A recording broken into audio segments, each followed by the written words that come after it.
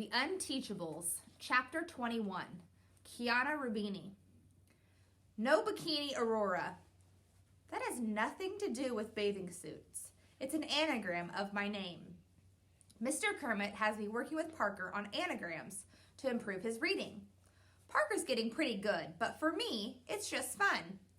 It's amazing the stuff you can come up with. For example, Zachary Kermit can be scrambled into crazy tram, hike, or Aldo Braff into fold, a barf. Even Aldo laughs at that one, and he doesn't strike me as someone with a great sense of humor, especially about himself. He looks pretty different when he smiles, like his face is going along with all that red hair instead of fighting against it. Or maybe Aldo decides to be mellow because he doesn't have a lot of choice. His reading partner is Elaine. It's one thing to kick a locker can't headbutt you down a flight of stairs, or any other of Elaine's greatest hits, like chucking a fire extinguisher at your face, or giving you a new ear piercing with a fish hook. To everybody's surprise, Elaine turns out to be kind of a serious student, which nobody noticed before, since they were too busy being terrified of her. Mr. Kermit assigns them where the red fern grows, and Elaine is totally into it. So Aldo has to read it too, even though he claims the last book he finished was Hop on Pop. The other reading group is Barnstorm, Mateo, and Raheem. This works because Mateo never shuts up, which keeps Raheem from falling asleep.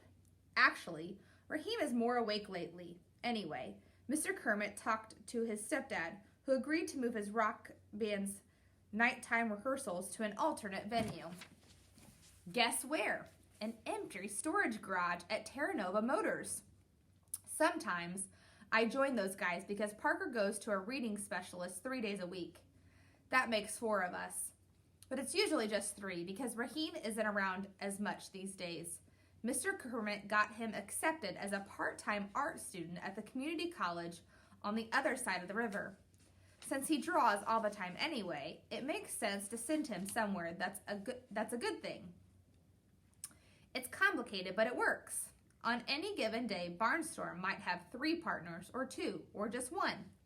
It doesn't make that much difference, because the only thing he really cares about is puffy tails. Like any athlete, Barnstorm's competitive, but since he's sidelined from sports, all that competitive energy gets channeled into good bunnies. His parade of puffy tails stretches past the basket of carrots, off the poster, and 2/3 of the way across the wall. He's miles ahead of me in second place. Mostly that's because he won't cash them in. He's too greedy. Whenever my line of puffy tails reaches the carrots, I redeem them for a reward. Our class has already had 2 pizza parties thanks to me. Plus, I lent Aldo a bunch so he could pay off the penalties for some late homework assignments. That was Mr. Kermit's idea. He's using puffy tails to teach us how an economy works. We're free to trade them, spend them, sell them, or lend them, but the lenders have to charge interest. Aldo owes me 10% every week, and he's sinking deeper and deeper into debt.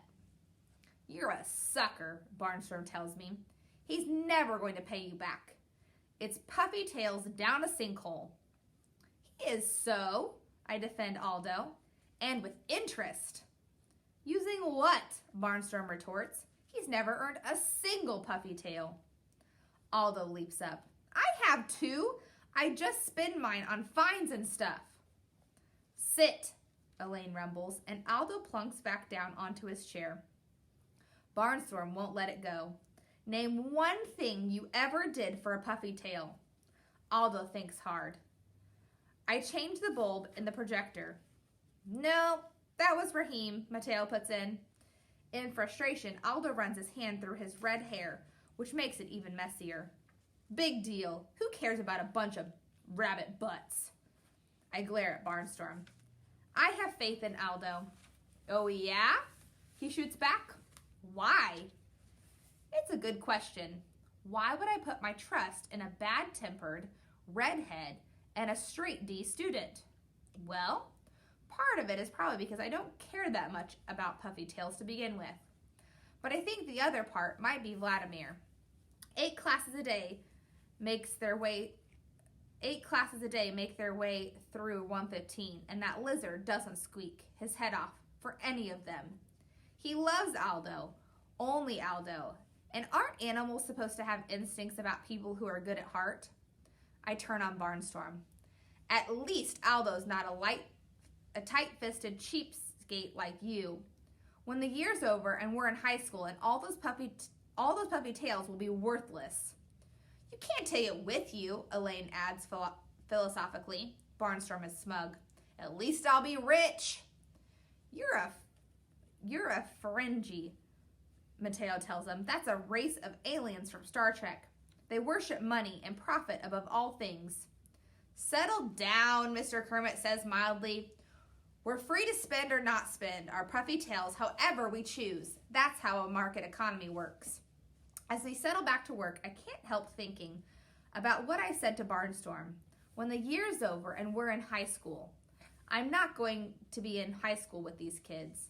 I'll be gone before the end of the semester. How many times can Mom's movie get struck by lightning?